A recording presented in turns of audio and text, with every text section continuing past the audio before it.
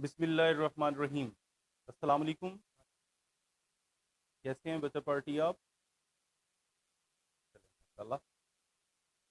Today we are going to start a new chapter which is about variation. Variation का मतलब क्या है? Let's suppose I have two variables, one is y, another one is x. If I link them directly, then y is directly proportional to x. And if I link like this, it will be named as y is inversely proportional to x. I have changed the parameters of these variables. So the changing of variable parameters is called variation. Okay. Variation की जो types हैं उनकी तरफ आते हैं. First one is named as direct variation.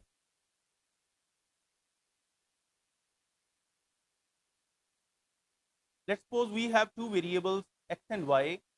If they are linked as y is directly proportional to x, it would mean by increasing the y variable, x will also increase.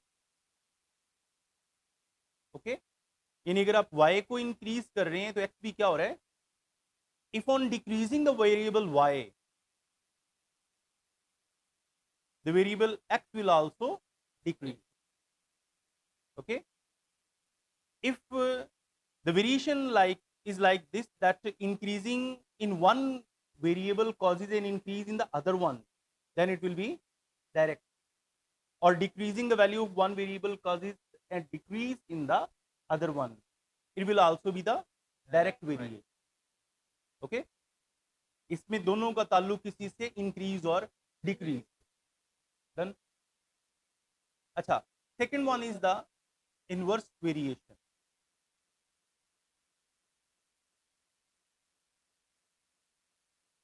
अगर मैं y is inversely proportional to x write कर रहा हूं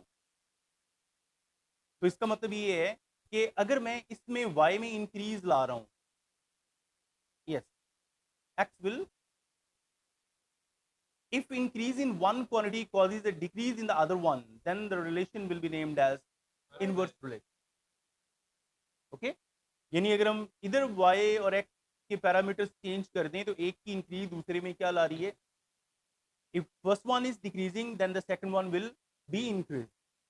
Okay. अच्छा, अगर हम इस चीज को इक्वेशन से लिंक करें, जब आप ये साइन ऑफ प्रोपोर्शनैलिटी रिमूव करते हैं, you will always use the sign of equality and any constant. तो जो डायरेक्ट वेरिएशन की इक्वेशन होती है y is equal to k x. Okay. और अगर हम इसकी इक्वेशन एडजस्ट करें, it will be equals to y equals to k over x. Okay. दोनों में क्या डिफरेंस है? इसमें increase causes increase, decrease causes, इसमें इंक्रीज कॉजेज और डिक्रीज कॉजेज इंक्रीज. ओके. आगे हम आते हैं ज्वाइंट वेरिएशन की तरफ.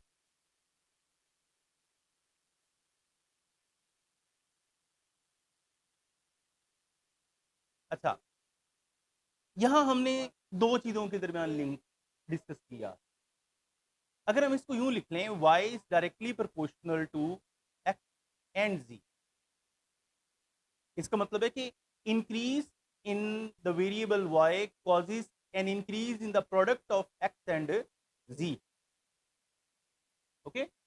यानी इसमें एक से ज्यादा, इस वजह से इसको क्या बोलते हैं? ज्वाइंट.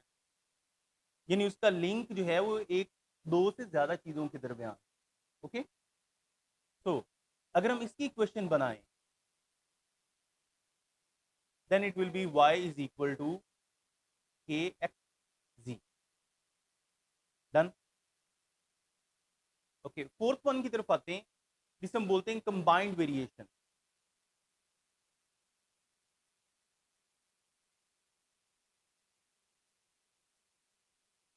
क्या बोलते हैं इसे?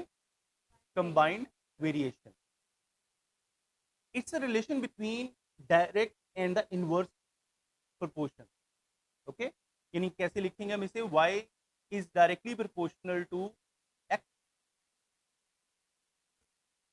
ओके, यानी ये जो ऊपर वाला हिस्सा है ये शो कर रहा है कि ये डायरेक्ट रिलेशन।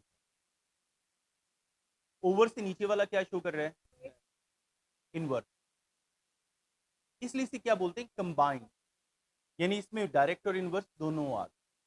ओके, यानी अगर आप इसको इंक्रीज कर रहे हैं y को, it would mean that x will increase. यानी अगर आप इसमें एक इंक्रीज ला रहे हैं इसकी वैल्यू में, तो x भी क्या होगा, यस, जो z होगा वो क्या होगा, डन। अगर आप इसकी इक्वेशन बनाएं तो y is equal to k x over z, done, clear. यानी डायरेक्ट से क्या मुराद हुई कि एक के बढ़ने से दूसरा भी बढ़ेगा, एक के कम होने से दूसरा भी कम होगा। इन सब में हमने क्या डिस्कस किया है, वेरिएबल्स के पैरामीटर्स को हमने चेंज करके देखा, कभी डायरेक्ट में, कभी इनवर्स में, कभी कंबाइन में, कभी जॉइंट में। इसमें क्या देखा हमने कि एक में इंक्रीज दूसरे में डिक्रीज ला रही है, अगर हम इसमें कमी ला दें तो ये चीज़ क्या हो जाएगी, बढ़ जाएगी। जॉइंट में दो चीज़ों से ज़्यादा, यानी अगर ये अकेला बढ़ा दिया जाए तो ये प्रोडक्ट बढ़ेगा। ओके, इसका बेसिक मतलब है कि y x के भी डायरेक्टली प्रोपोर्शनल है, y z के भी। इसको अगर हम अकेला अकेला लिखना चाहें तो यूँ लिखेंगे, y is directly proportional to x and y is directly proportional to z। इस रिलेशन को हम 1 नाम दे लेते हैं इसे, उसके बाद इन्हें कंबाइन कर लें, on combining we will get y is directly proportional to x। यानी जो प्रोपोर्शनैलिटी वाले क्वेश्चंस होते हैं ना, उसमें अगर एक तरफ वाली चीज सेम है साइन ऑफ प्रोपोर्शनैलिटी के, उसको एक दफा लिख लिया जाता है, और जो अपोजिट वाली चीजें उन्हें प्रोडक्ट फॉर्म में लिख लिया जाता है। ओके, और जो कंबाइन वेरिएशन में हमने क्या डिस्कस किया,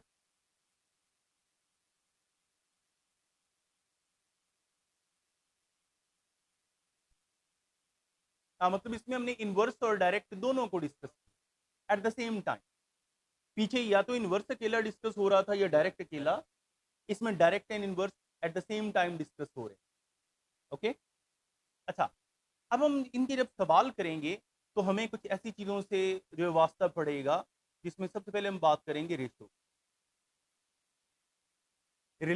ratio is a relation between two alike quantities with same unit, यानी दो बिल्कुल एक जैसी चीज़ों के दरमियान जो रिलेशन है उसको क्या बोलते हैं। बेसिकली ये हम आम पढ़ते तो इसे रेशो है, लेकिन ये वर्ड है रेशियो। तेजी में बोल रेशो जाते हैं, लेकिन एक्चुअल वर्ड ये क्या है, रेशियो। ओके, अच्छा, इसकी जो एक्सप्रेशन है किस तरह आप इसे लिखते हैं, ए रेशो बी। ये जो कोलन साइन है ना, ये दरमियान जो हम डाल देते हैं, ये बेसिकली डिवीजन को शो करता है। ठीक है, इसकी जगह हम डिवाइड भी लगा सकते हैं, इसकी जगह हम ओवर भी लगा सकते हैं, यानी ए रेशो बी की जगह लिखना चाहें ए बाई बी तो वो भी सही है। Okay, the first member of the ratio is called antecedent.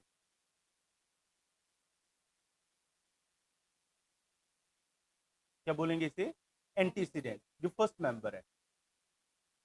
और जो सेकंड है इसे कहते हैं कॉन्सिक्वेंस। ओके,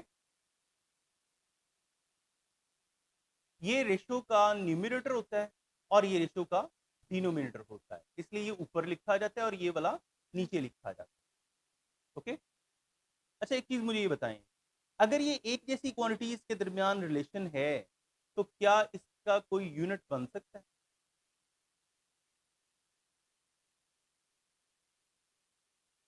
जी बताइए,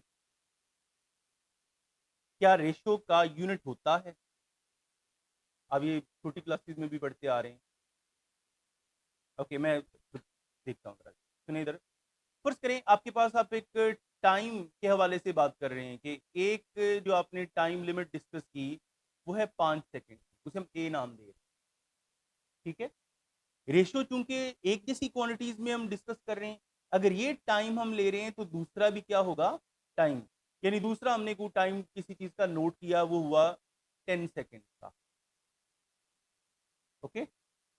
अगर आप इसे ए रेशो बी में लेके आए तो 5 सेकेंड रेशो 10 सेकेंड, अब सेकेंड से सेकेंड क्या हो गया, कैंसल। इसका मतलब ये हुआ कि जब एक जैसी क्वांटिटीज के दरमियान लिंक होगा तो उसका यूनिट आपस में ऑफसेट हो जाएंगे, कट जाएंगे।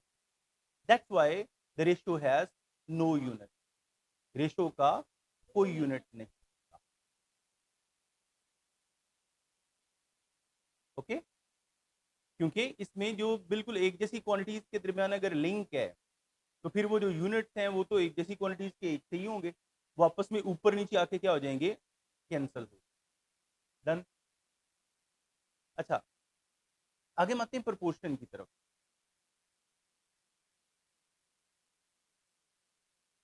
Equality of two ratios is called, यानी दो रेशियोज को आप इक्वल करके इक्विवेलेंस में लिखते हैं तो उसे क्या बोलते हैं, प्रोपोर्शन।